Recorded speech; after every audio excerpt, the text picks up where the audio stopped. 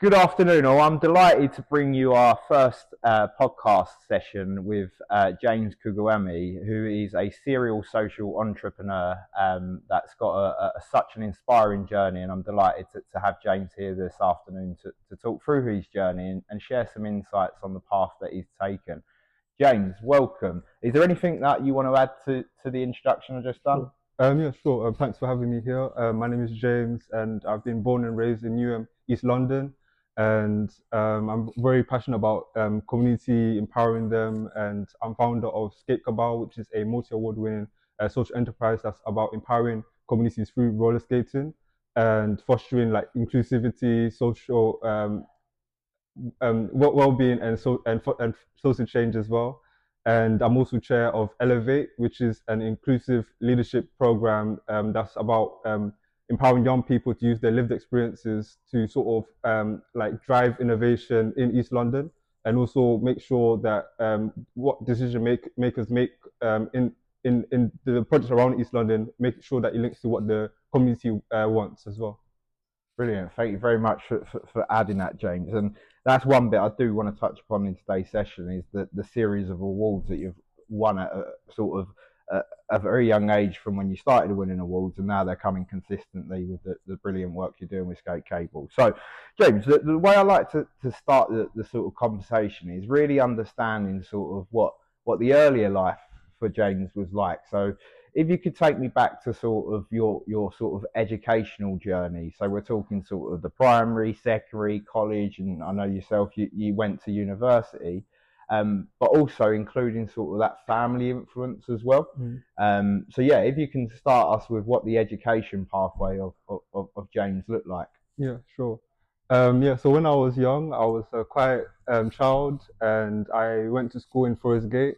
And at that time, it was sort of like a rough area to grow up in, and like being like someone that's quiet and sort of calm, like you can be sort of targeted maybe for bullying. So then I sort of developed like a thick skin, and also I don't know, just not to show my weakness. So like I got into like many school fights just like to defend myself. It's not like I was looking for trouble. It's more like just to defend myself. And yeah, and but then also because the environment of that area it is is very, I don't know, it's just very easy to go in the wrong crowds. But me, because I had like a lot of positive role models in my family, my grandfather, who sort of he grew up in poverty, and both of his parents sort of passed away. And then he put himself through education, got a degree in engineering, and also went into construction and set up his own real estate company. So like having a role model that sort of faced adversity, but also came out successful, like made me like have a different sort of aspiration compared to some of like the other peers who maybe like their environment was like the people who are doing the wrong stuff, maybe selling drugs or other things. So when I saw that, I knew that there's a better avenue. Like, yeah, No, yeah, you've touched on quite a bit. So just to look into some of those areas quite a bit, I think particularly sort of as you say, the sort of negative influences that was particularly around at those younger years, and not being sort of bought into that area just because, as you say, you was more a shy person, particularly when you was younger. I certainly wouldn't say mm-hmm. that now, James, with the circuits you speak on, but how easy actually just by being that type of personality, you sort of pressured into that environment rather than you being sort of overlooked and they move on to someone else. Actually, you can be even more of a target. And I think when you look at stuff like county lines, particularly within sort of the Newham borough, and you look at some of the sort of pathways that young people take, not for choice, but because of where actually they may not have the positive influence, like you mentioned with Mm. your grandfather sees a key sort of influencer in your path, and actually someone to look up and know that there's something more than what Mm. you're seeing around you. Definitely. But I can imagine that was challenging Mm. to not necessarily go down that path Mm. when you have got sort of peer pressure, and that could be sort of verbal, but also it can be physical. Mm. And you're seeing a lot, particularly within London currently, when we look at things such as knife crime and etc. So how did you manage to navigate through that without necessarily being involved in Yeah. those kinds of things? Sure. Like for me, like I see that like a big influence in young people's sort of lives is their association and proximity. So like the environment that they grew up in. So when I was young, like growing up in that area, Forest Gate was like a tough area. But then just before the Olympics, I moved to Stratford. So like that area was sort of developing, and a lot of opportunities and investment was going towards there. So when I moved there, like my sort of outlook and also like my just like life sort of changed and pivoted, and I saw a lot more opportunities. And like I joined like a youth club that was funded by my house the where I was living it, which was like a housing association, Yeah. and they had like a youth club, so I joined it, and then eventually because I don't know, even though I was quiet, I was always being put forward to sort of leading projects or eventually becoming like a youth worker, like on a voluntary basis. But it just gave me added like leadership responsibilities. So there was a project to sort of pitch for like funding, like my first ever grant at 16. And at first I was quite reluctant because I don't know, I was really, really reserved and quiet. But the youth worker at that center sort of encouraged me and just made me like feel like I don't know, just made me like gave me the right sort of encouragement to pursue the project. And I managed to secure that grant, and it was to sort of run a community sports day. And that was just sort of like my first steps, like embarking on like social entrepreneurship. And like it helped me sort of understand what's grant writing, project management, managing a team, and also like communicating with a funder as well, and on email and also on the phone. So yeah, I think it was like a good opportunity to sort of develop those skill sets. And then that was me at 16. So then yeah, and then fast forward. Yeah. No, that's brilliant. And Yeah. what I find quite fascinating, and particularly for those that don't know East London, Forest Gate and Stratford's what, a 10-minute walk. So what we're talking like a couple minutes in Mm, a car, but the change of actually, as you say, that environment mm, was mm, substantial. And one of the benefits of the Olympic was actually the regeneration within the Stratford. So I find that fascinating because it's such a close location, but actually just so different, and the environments, and being able to then through moving, being able to join a youth club and have that outlet more than anything. Because also you can hear stories of sometimes that those like youth club or can be environments where actually people go as well mm, to try and engage people in things that they probably shouldn't be. mm, So I think that's a real key to flag is actually like an area. mm, And actually, if you're being brought up in those kind of areas, the challenges that actually you can't change because they're happening mm, on your doorstep. mm, And I think that was really interesting the way you mentioned actually through your housing association, they provided a youth club mm, that was that outlet. And I mm, think actually when you look on the last 10 years, I can't remember the percent, but the decline on youth clubs is like phenomenal. mm, And I think actually we need more mm, spaces because a lot of people think about technology and actually us the best in gaming and stuff like mm, that. But I still don't feel you can beat an environment mm, where you've got what I'd say is mm, that sort of day one influencer, mm, what I'd call, of that person that's tried to help guide you to become sort of a voluntary youth mm, worker and pushed you because, mm, as you say, you wouldn't naturally have put mm, yourself forward.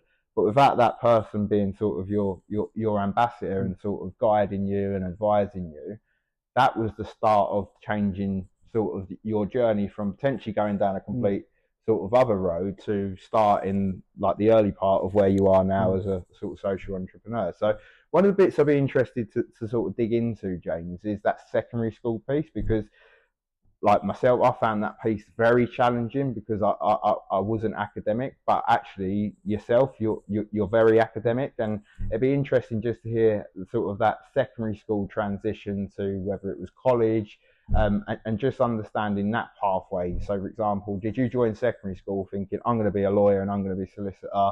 Oh, that's the end goal I'm going to. mm, Or yeah, what was your sort of thought process mm. through that secondary school? Was you still very open Okay. to what you wanted to do? Yeah. I would say during the early stages of secondary school, I was quite very open. So I was like, whether becoming an accountant, lawyer, or even like those like traditional Yeah. career paths that like your parents or other like people And was sort that family, would you say, with the career, like as you mentioned of there, the accountancy, they're I'd say what your typical sort of industries that ideally to get in because of the longevity careers and stuff. yeah. So was that family influence that Yeah, I would say it's process? mostly family because like there were some relatives that were in that like field, like whether Yeah, it's accountancy or law or like just the traditional sort of like those like work like yeah, just like because they were successful. yeah, I don't know, just you want to follow the footsteps of those who have been like successful. yeah, Yeah, yeah. No, yeah. And that's also the proximity. Yeah. yeah, no, that's really key because I think actually it's sometimes you can get lost if you haven't got that. So Mm, having a bit of a this is the mm, role, so you've got something to aspire mm, to, let alone obviously your careers. You're not in the accountancy world mm, or the law mm, world, but that's actually where you invested quite a bit of your time mm, and was part of your plan of where you was going. So yeah, how did you sort of find secondary school mm, and sort of that transition into sort of what I'd say becoming a young adult? As you mentioned, 16, mm, you went for your first grant. But what was that sort of secondary school experience mm. like? I would say it could be a bit of like a roller Yeah, coaster like journey. I'll say I'll say it did develop my thick skin and also resilience and also determination. I was very like academic, but also secondary can also be very very toxic yeah, and like is like you can easily sort of get into like school fights and those type of things become normalized. But when I eventually like got older, some of the stuff that has happened, you think is not good. yeah, A yeah. lot of violence, gang, youth crime, and yeah. But I was not involved. It was just more proximity and just witnessing what was happening. And so, because I think that's a big thing when sort of my experience of Newham is there is actually there is that sort of gang culture Yeah. and etc. And you see a lot around sort of whether, as I mentioned earlier, around sort of the county lines piece Mm, or knife crime and stuff.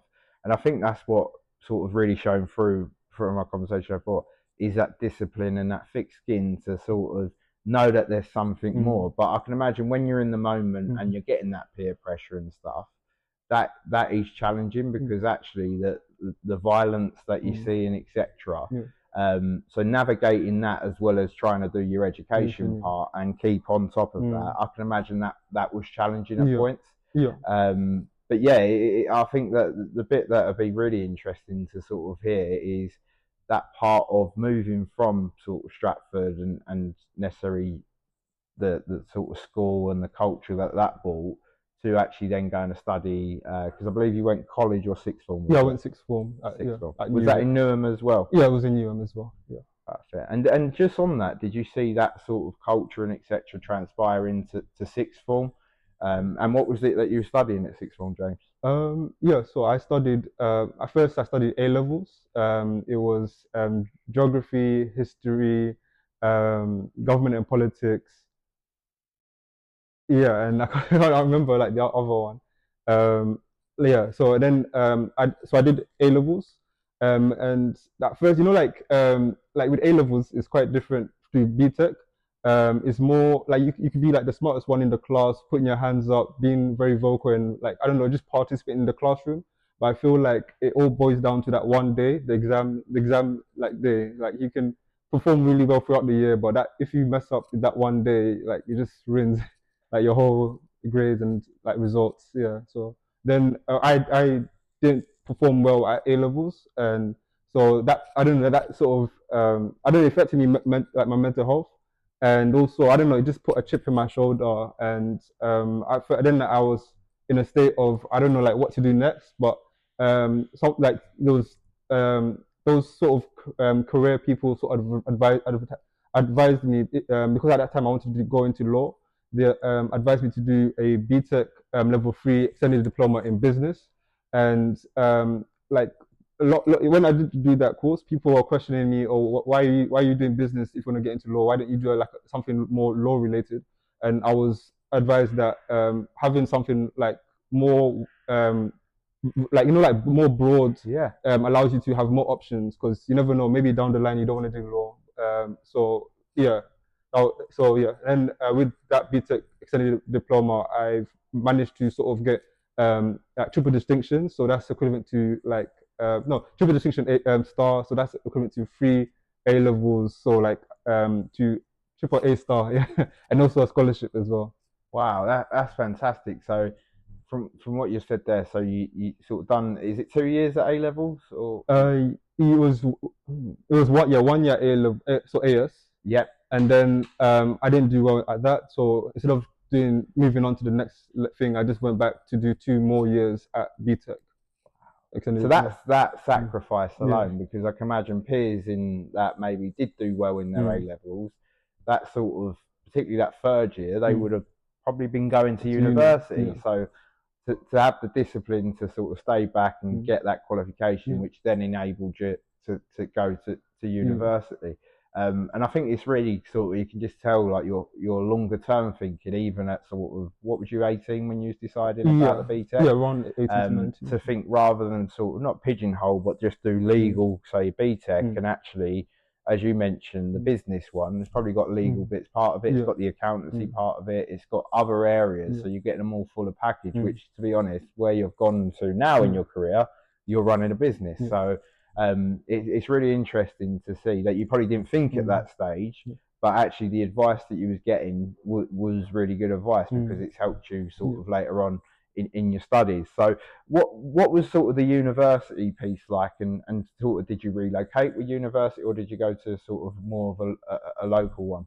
The uni that I went to was City University. They had a like City Law School, and yeah, I'll say like it was a good, definitely a good uni, and it was a good like experience, sort of like studying law and like having, I don't know, just having it, like just understanding your own rights, and it feels like very empowering once you sort of know like the legalities of stuff. Yeah, and I don't know, it just changed my mindset on how I approach life, and yeah, just yeah, be more cautious. Yeah, uh, No. but but I would say there was it was like a very like bumpy journey, and I think it was like it's similar to like sixth form. Like there was a lot of stereotyping. Right. So because I'm from like East London, like they, I don't know, just like to label like, I don't know, young black men as like road men, and you can dress up with like a button-up shirt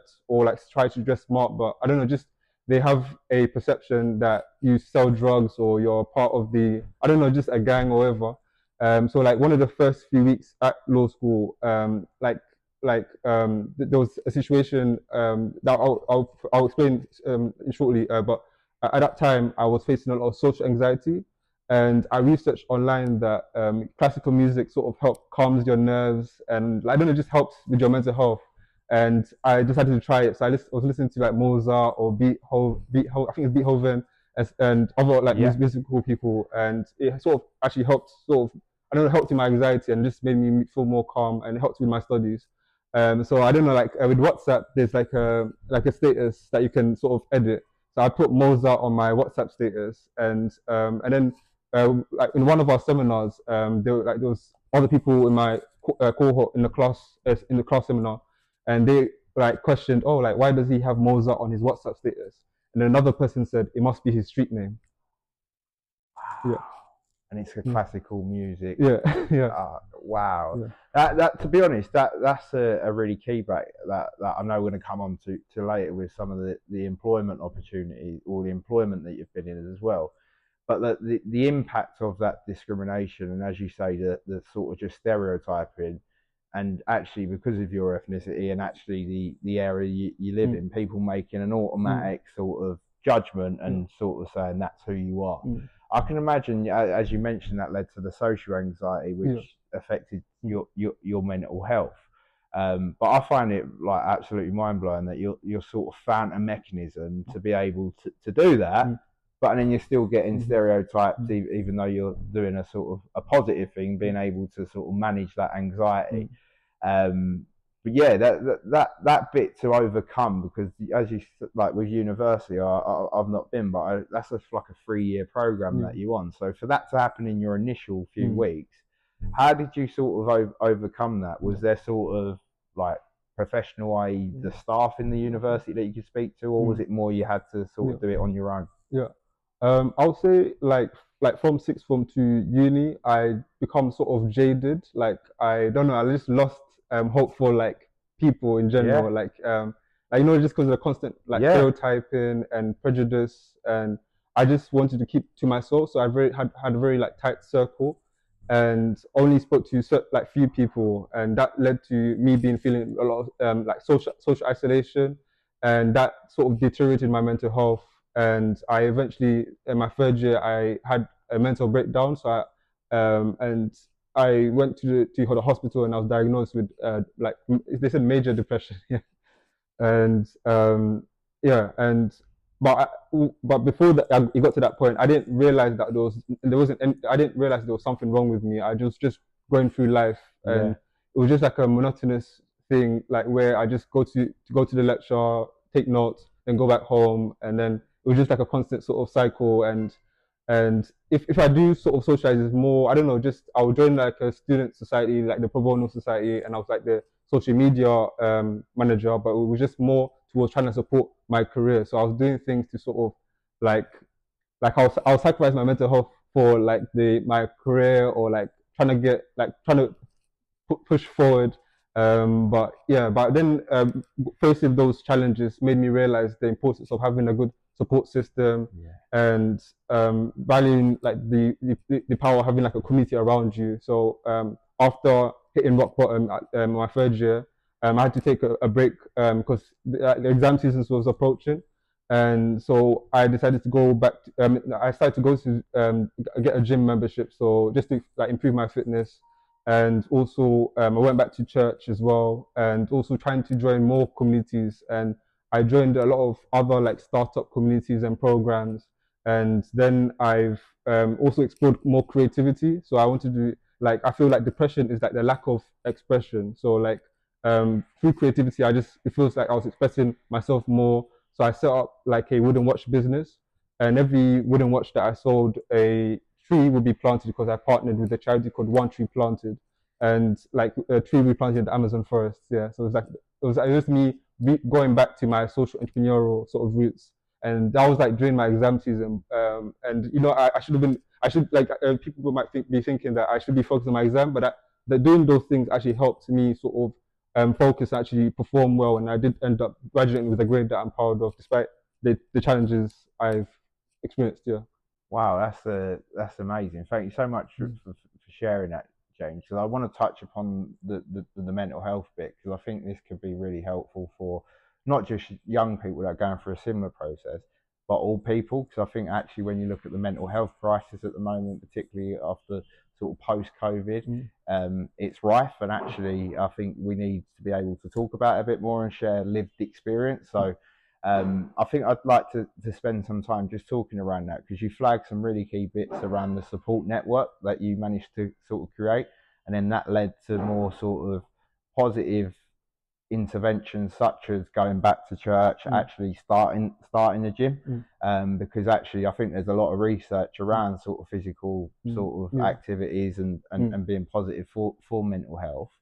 But what I find really fascinating is that was your third, and So, it's your final year yeah, at finally, yeah. university, and the fact that you was going through that, and then you've decided to create a startup selling Mm. wooden Mm. watches while you're still going through your exam piece.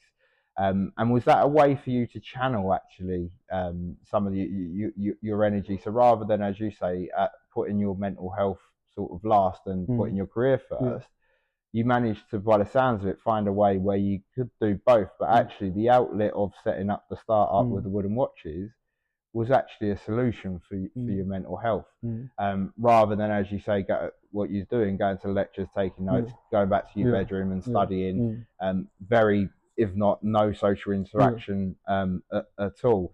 Mm. So it'd be interesting just to understand from you sort of the impact that had on you, Yeah. but also the positive impacts that's had on you being able to find Mm. tools to deal with that, Mm. because I guarantee you're going to go through life where there is going to be Mm. certain sort of bumps Mm.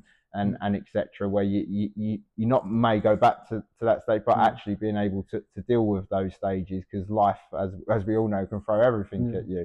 Mm. So it'd be interesting to sort of know how you navigated through that, while still doing everything that you've done. Done. Yeah, so like me, like I think like curiosity is something that's very like a powerful tool. So like let's say if you don't know what you want to do, I realized that if you try a lot of things, you like like when you're in a buff, like let's say you're in a buffet for the first time and you don't know what to eat. Yeah. I The normally more just eat it all. yeah, yeah. So like if you try like more like of the different foods, you get a better understanding of what you like. So that's the same thing with like a career or like things that you're trying for the first time. The more you try out new things, the more you understand what you want to do in life. Yeah. So I feel like just being able to experiment and yeah, just open to new experiences. Yeah. Yeah, no, I think that is such a good advice because I think particularly like when you look at sort of our generation being brought up with social media and Mm, that perception and how you're perceived by other mm, people is such a big thing. mm, Um, I think for myself, I struggle sometimes to understand that because I'm not on social medias and mm, stuff. But actually, that is such a big thing. So mm, people might not see volunteering as what mm, they see as a cool thing mm, and etc. Whereas actually volunteering not just brings you life mm. skills, it's basically work experience. Yeah. There's a lot of Yeah. positive impacts off that. So I think that's like a testament to Mm, yourself that you mm, sort of remove those mm, because I can imagine actually initially, particularly from peers, if it was a sort of college, university, how that could be sort of a thing that can be sort of in their eyes frowned upon, mm, or why is he doing that? mm, Oh, he's a bit strange, and, mm, and and comments and stereotypes mm, like that that mm, I've certainly seen sort of in my younger mm, years when I was doing sort of voluntary sort of stuff, mm. and I think that's where you've used it as a way to sort of create yourself opportunities Mm. and to be honest overcome your social Yeah, anxiety. So yeah, did that help you build social networks and definitely. Yeah, friends and sort of remove from what you mentioned earlier a yeah, very tight knit mm, circle um, to actually more broader and being able to socialize and etc. yeah. Yeah, I feel like volunteering and also doing more community work sort of helped like just build like a support system and also have like a better understanding of different people's cultures and their perspectives. So I don't know, you just naturally become more open-minded and understanding of people the more people you meet. And yeah, and I think it's been valuable. Yeah. Yeah, perfect, brilliant. Well, what I'm going to do now, James, I'm keen to because you've got a really sort of inspiring employment journey as well, and I really want to sort of walk all the way through that as well up to where you are now with Skate Cable.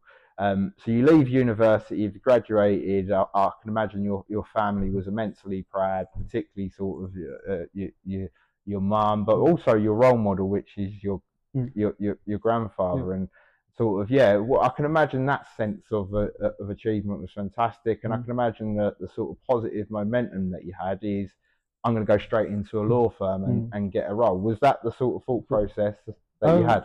yeah, that was the thought process. Like trying to get like a training contract or like just going to like do a postgraduate degree.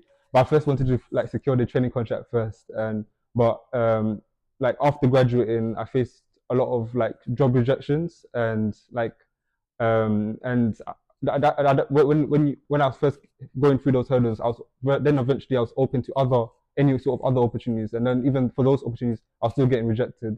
And there was a time where I applied for like a marketing internship, and I was rejected for that as well. But within that same week, I had like a legal blog, and it was pretty much sort of educating creatives on how to sort of protect their work through intellectual property rights and copyright and trademarking because during that time on social media, a lot of people, like a lot of artists and creatives, their work was being stolen by big and larger like organizations or other people.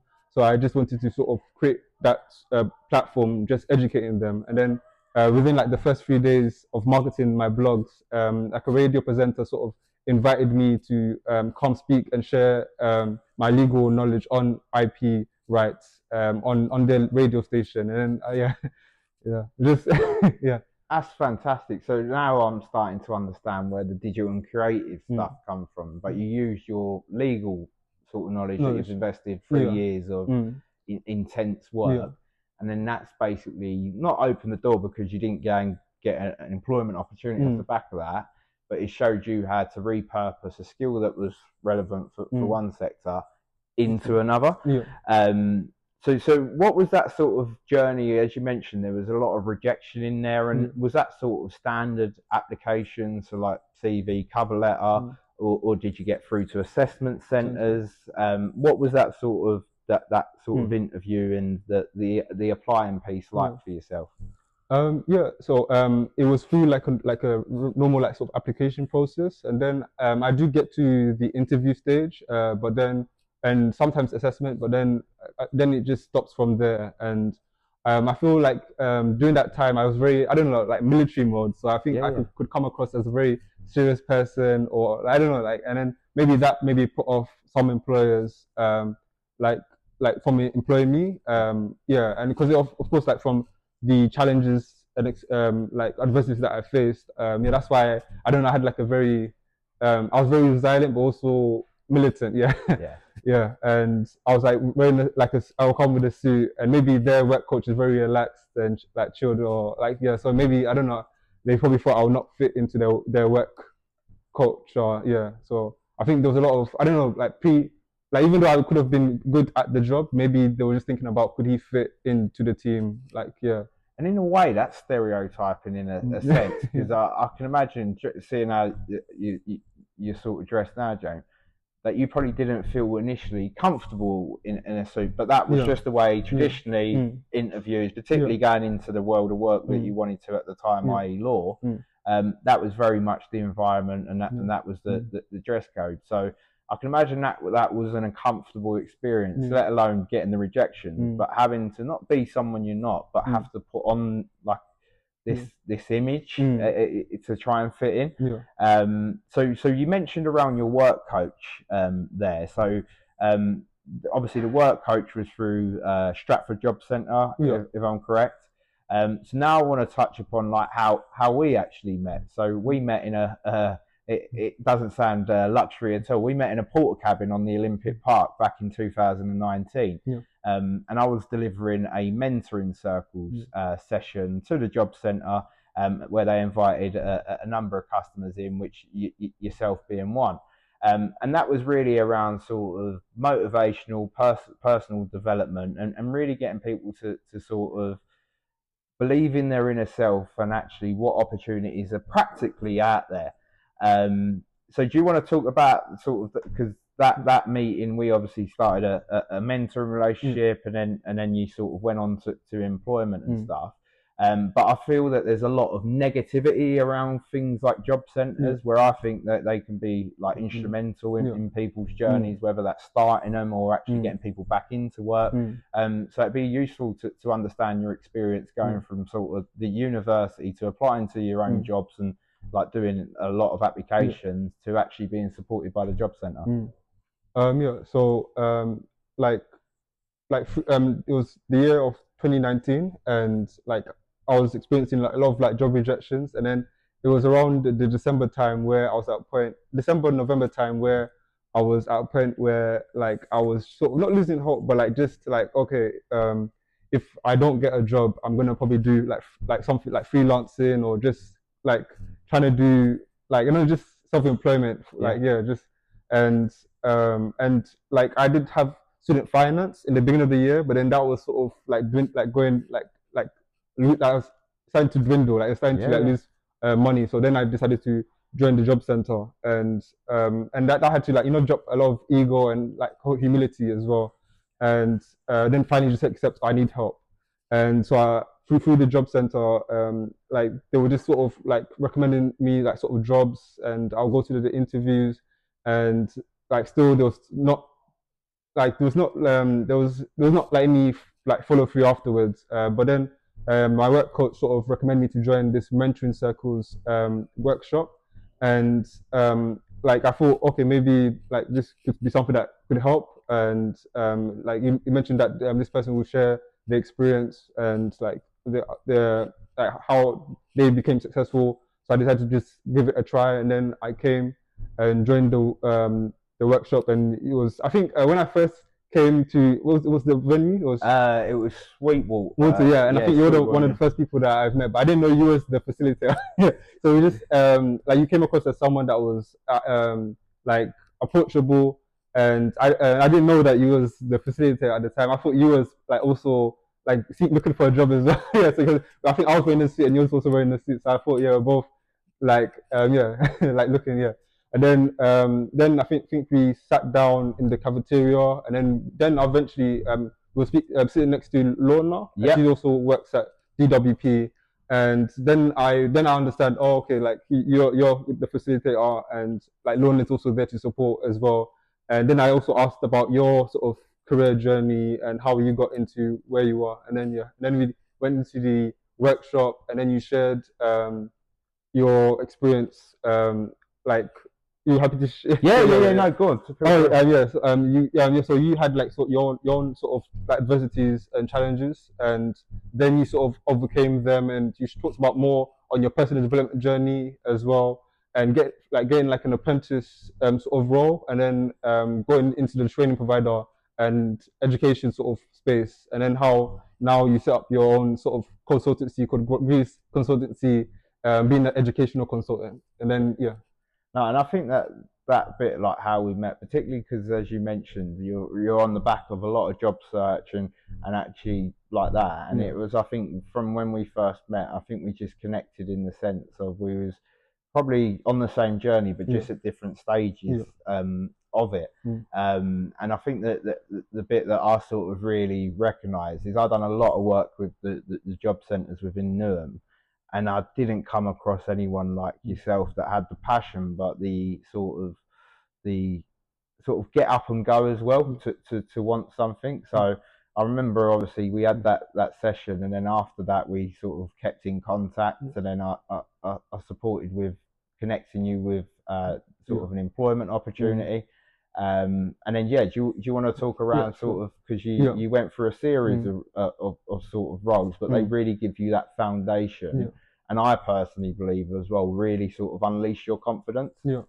So after the mentoring workshop, a mentoring circles workshop, I followed up with George on LinkedIn. I reached out, and I think I thanked him for the workshop, saying that it was very insightful, and like and then I think you've mentioned that you helped me sort of connect me with the role, that you had like an opportunity at the training provider, and I think and then I think you sort of arranged like an interview, and it was the process was like a 2 round interview. So I had an interview with like the managers at the provider, and then after that I had the interview with the director, and then they sort of accepted me for the role. And at that point I realized that you can like it's much more easier to get opportunities through your network, and sort of developing those like meaningful relationships with people, and like is more like, effective than, I don't know, just code out writing an application form without reaching out to the hiring managers, or having that sort of, I don't know, like rapport Yeah, rapport it yeah. is. I think like one of the bits just to touch upon there before you continue with the employment and talking around like what type of role you've done there is actually that's one of the things, to be honest, that I probably lacked 3 years before sort of Mm. we come together in 2019 is I sort of come from your traditional working class sort of background. Actually, dad's worked in trades roles whole Mm. life, family all sort of left school, particularly like if I look at my Mm. sisters by the age of Mm. 14, and actually to be able to have contacts within professional industry and stuff, that was like not heard of. Mm. Then as you build a career, you network and etc. So sometimes, and I think Mm. if you look at sort of some certain things in the media over the past few years, you can see how that social connection and being able to open up doors is used in the wrong way. Mm. But I think that's a great example of actually where it's been used in a positive Mm. way. It didn't get you the job Mm. because it just got you a seat at the interview Yeah. table. But that referral, that Mm. recommendation from someone that's already known or Mm. something to them is key. And I think you'll come on to how you've done that like 100 times Mm. over for Mm. other young people, all different Mm. types of people, not just young people. But I think that's a key bit to sort of flag up because it is passing it forward. Mm. So actually, that happened to me. That's how I got into an apprenticeship, and then sort of I've done it there as an example to get you the interview. It's not getting you the job, and I Mm. think that's the other thing is people sometimes think, oh, I know that they can just do it for. That's not the case. It's just giving you the sort of leg up and not, a leg up, not a handout. You still have to do the hard yards to get through that interview, and then actually, even more importantly, be able to do the job. So, what was that first role that you done, James, in the training provider? So the role was more like office admin, and like it was very like a logistical role. So I was coordinating a lot of the like the facilitators and like directing to them on which venue they should go for their workshop and like program that they were running at the time, and also just like develop, like like sort of arranging the training materials as well for the facilitators as well. And then like 3 months into that role, lockdown happened, and then I was put on furlough. Luckily, but I remember when Boris sort of first announced lockdown, the first thing I did was like register a company. Yeah. Yeah, yeah. And that was like my first reaction. But then the director of the training provider reached out saying that they're going to put me on furlough, so that I was felt like sort of safe. But I was still looking to sort of other ways to sort of gain income. So I was doing a lot of side gigs, whether it's like marketing, and then And I think that's testament to sort of the mindset you got. Is actually I think you was always had an inner entrepreneur, but it's just come out later in sort of your employment journey.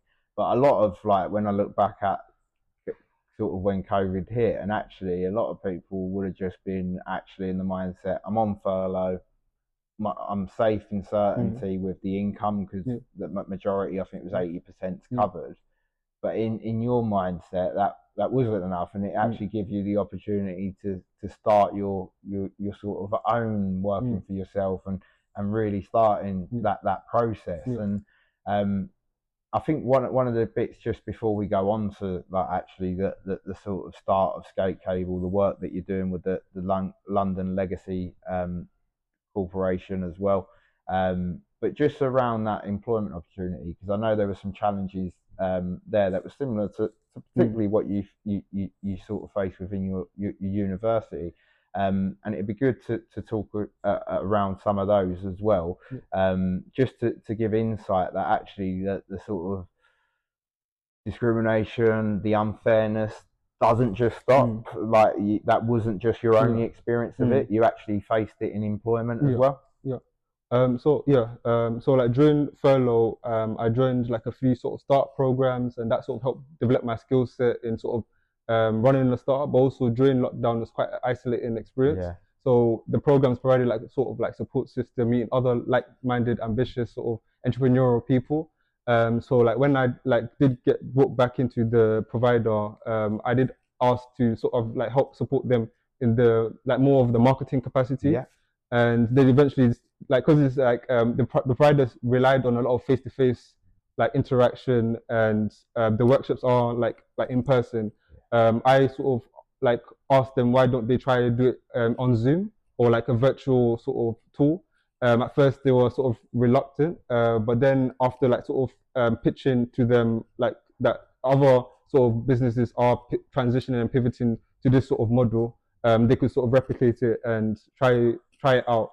And eventually they started to do a lot of their training online, and I think they was doing a lot of webinars, and so I was helping them sort of with the email marketing, emailing the people to join the webinars, and a lot of lead generation. So like reaching out to like learning and development managers and HR manage leads on LinkedIn, doing a lot of the lead generation and business development. So my role sort of transitioned to more business development, and I did help them land like a few sort of big like contracts with like charities. Am I okay to mention? Yeah, like Age UK. There's one. They told me to just specifically reach out to the managers, but there was one point where like the managers were not really responsive, so I decided to reach out to the managing directors, like the more higher ups, like CEO. So I said accidentally, reached out to the CEO or like the high up in Age UK, and they actually were happy with what we were proposing. So what we were pitching was the leadership management course to those organizations, and then the Age UK, they were happy to sort of enrolled that to all of the branches in UK, and then the director said that it did help like keep the company afloat as well. Like it was the work I was doing, the lead generation and reaching out to those people actually helped contribute to generating revenue for the company. But then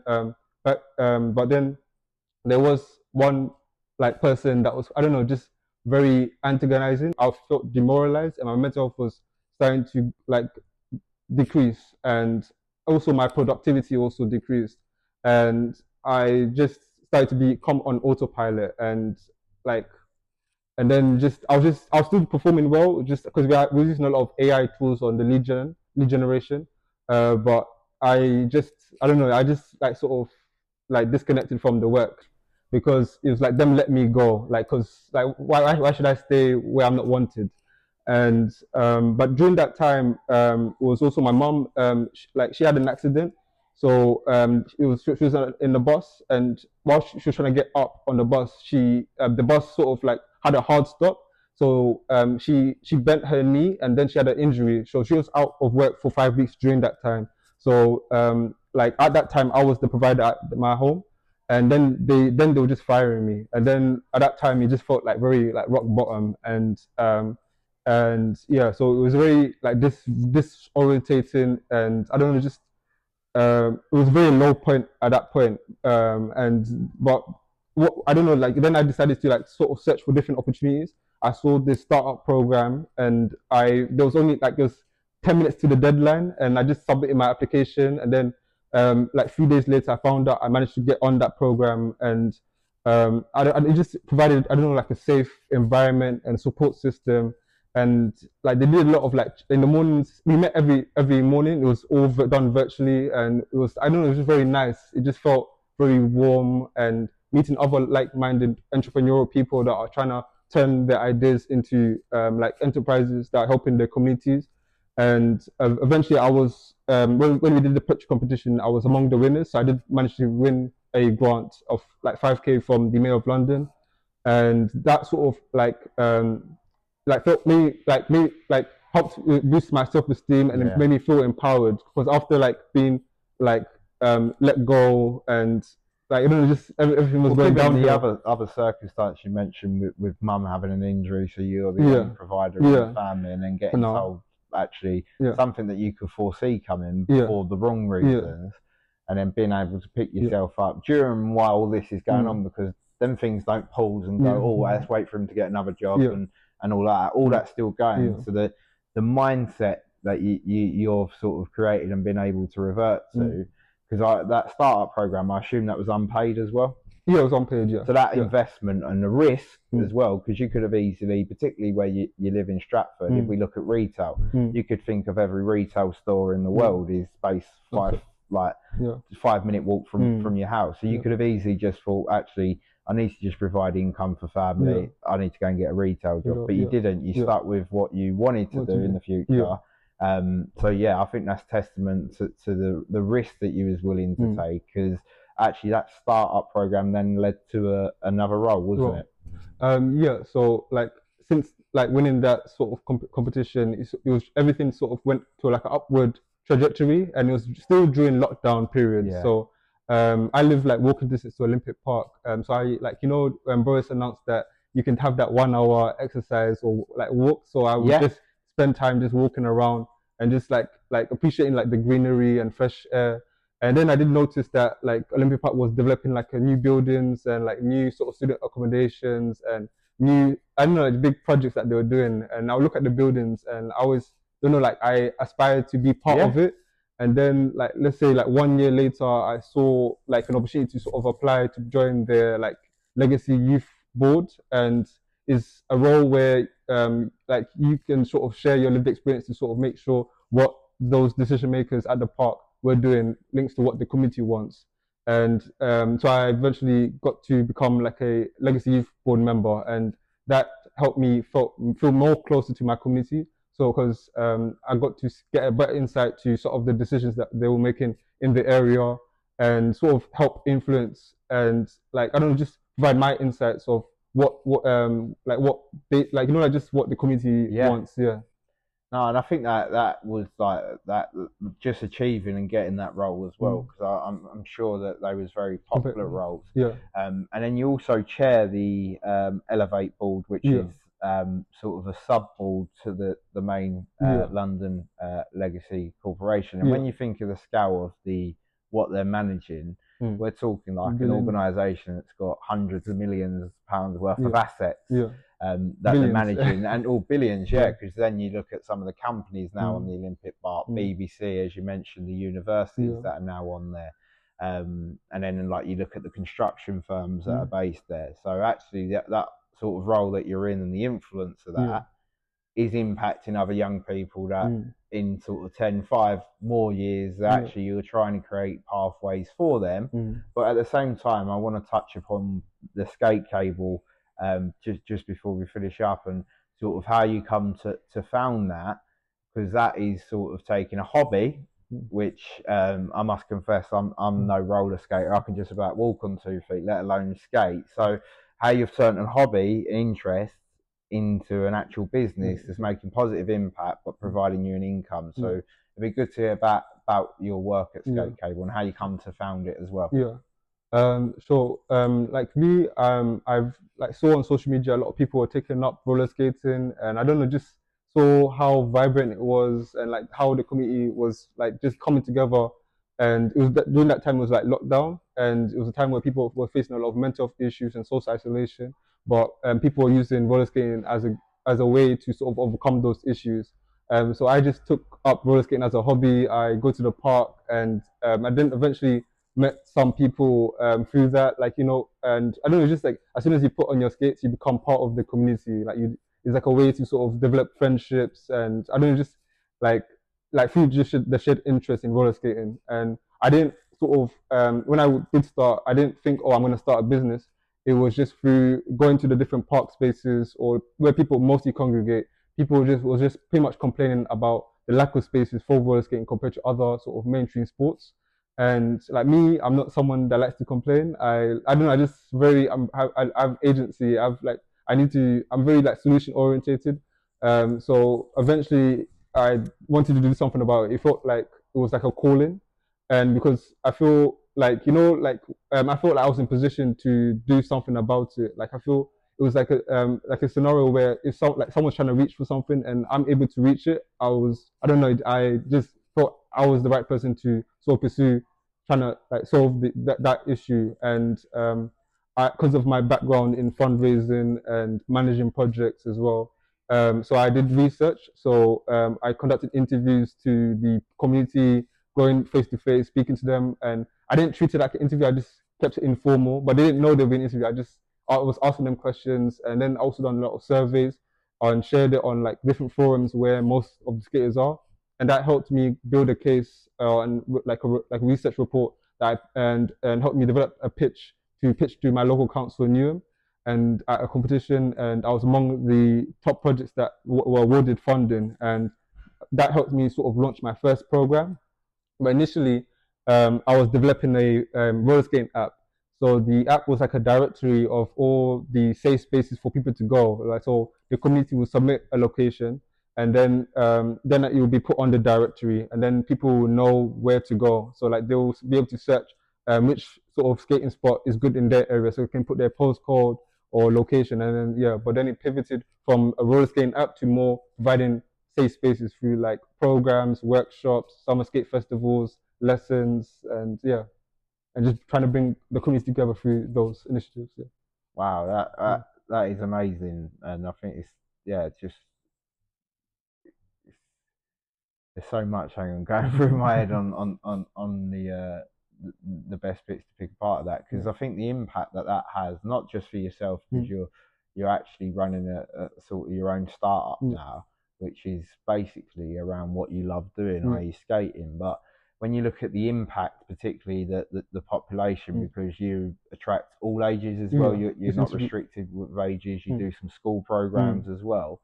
But as we turn back to the start of our conversation, and actually that period of when you was going through sort of your secondary school and etc., and some of the pressures you had, but you didn't have that safe. Well, you did when you moved to Mm. Stratford, Mm.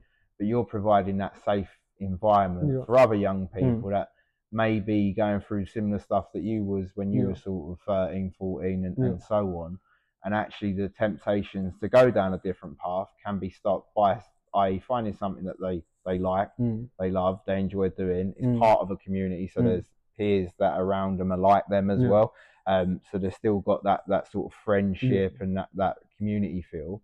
And it's doing physical activity as mm, well. So when we talked about well-being and stuff, I yeah, can see the positive impacts of that, and that's yeah, why I think it's brilliant that you don't limit it to young people. mm, I know some of your events that mm, you've done, and yeah, they look like they're brilliant because mm, actually the diversity of yeah, the different cultures that you have yeah, at your events as well. But it's more the energy there. mm, Like I remember mm, your one, I think it was last summer that you shared, and it was mm. it was like being at a festival, Yeah, like the actual energy and mm, like the different people that was there. And I think that is full testament to the drive and sort of the bit you've done up front, because a lot of people think they have an idea and they mm, just run with that, not yeah, actually test that people want the idea. mm, And it sounds like you invested a lot, mm, which is at your own cost as well. yeah, You're not getting paid mm, for that. yeah, So no, I think it's brilliant, and sort of now Skate Cable, I believe you've created like a community as well. So yeah, as you mentioned, you do various events. mm, Is it still only Newham Central, or you uh, come out of Newham, or is yeah. it very much Newham focused? Most of our activations are in East London because that's where most of our funders are, and Yeah, that's like the catchment that they want to impact. They want to impact like the young people in East London, and also like the communities as well. yeah. And we've worked with like the London Violence Reduction Unit as well, and we developed a youth program called Skate Smart Academy where we were engaging young people through like interactive like skating. First, like there was the young people who didn't know how to skate, so we're helping them build their resilience and like confidence in skating. And then there was the ones that are quite confident, so we engage them with like interactive competitive games, whether it's skate tag or bulldog on skates or like yeah, just different Skate tag. skate tag. Yeah, What is that yeah, like tag rugby type stuff? yeah. Like yeah, they either we had like a tag like a strap, and then the kids will have to like take each other's straps like while skating. Like and then the ones who had the strap, they had to dodge people. Yeah, Wow, yeah, brilliant, it brilliant. was, No, that's fantastic. And just to sort of two questions to finish up on, James. So, if you I completely know that you do have a range of different sort of role models, particularly if we look in sort of mainstream, what we class as famous and etc. But if I was to ask you if you could pick one famous person and be them for a day, who would it yeah. be and why? Um, I'll say maybe I like Denzel Washington. Yeah, Like he's a very good actor, but also like there's a lot of stuff that he does outside of acting. Like I think he does a lot of like community stuff, yeah. and I feel he comes across as a servant leader and a knowledgeable person. Like he has a lot of wisdom that he shares, and I think yeah, he would be a good like role model to other like young people as well. Yeah. Yeah, no, I completely agree on Mm. that. I listen to a lot because a lot of people just think Mm. of him as an actor, but he does a Yeah. lot around Yeah. motivation, Sure. wisdom, Yeah. and stuff. And he's very engaged in the way he talks Mm. because I think actually, even though he is like one of the best actors, Mm. his lived experience, Yes. particularly in his early years, Mm. really comes through. So he can relate to actually Yeah. everyone, Mm. and not just say the peers that he's in within Yeah. the sort of filming Mm. industry. So that's really helpful. The second question is, Mm. so if you could give one bit of advice to could be a young person, but that doesn't have to be a young person, but at the start of either starting their day one journey. So Mm. it could be someone that's reskilling into a new job, actually someone that they're going into the first job. I picked up on a lot around resilience, your sort of work ethic. You Mm. mentioned thick skin a lot, but if you had to give one bit of advice, what would it Nice. be, James? I would say always remain a student. Like always keep learning. Like when you're curious, I don't know, you're just always growing as a person. Like you just always absorbing new information. Like let's say with your colleagues, let's say there's something that's interesting that they're doing. Like just ask them questions on like how they managed to get to where they are, and just yeah, just be interested in learning. Yeah, just yeah, be a student of life. No, I think that's such key Yeah. advice Mm. because a lot of them, particularly when you're younger, you think actually after sort of secondary school, Mm. college, university, that Yeah. is it. Mm. But actually, the more that you can get your mind into, Mm. you're consistently learning, Yeah. etc. You just grow and develop much more. Mm. So I think that's Yeah. brilliant, brilliant advice. Yeah. And yeah, no, I'd just like to wrap up by saying thank you so much for Mm, today's mm, conversation, James. I think you're certainly an inspiration to me. And like mm, actually, when I think back to where we first met, it was me sort of helping you. Actually, you've helped me a mm, lot over the last mm, sort of 5 years as well. So I just think, yeah, keep doing what you're mm, doing, and thank you so much for sharing mm. your journey today. Yeah, and thanks for having me as well. Appreciate it. Brilliant. Thank you.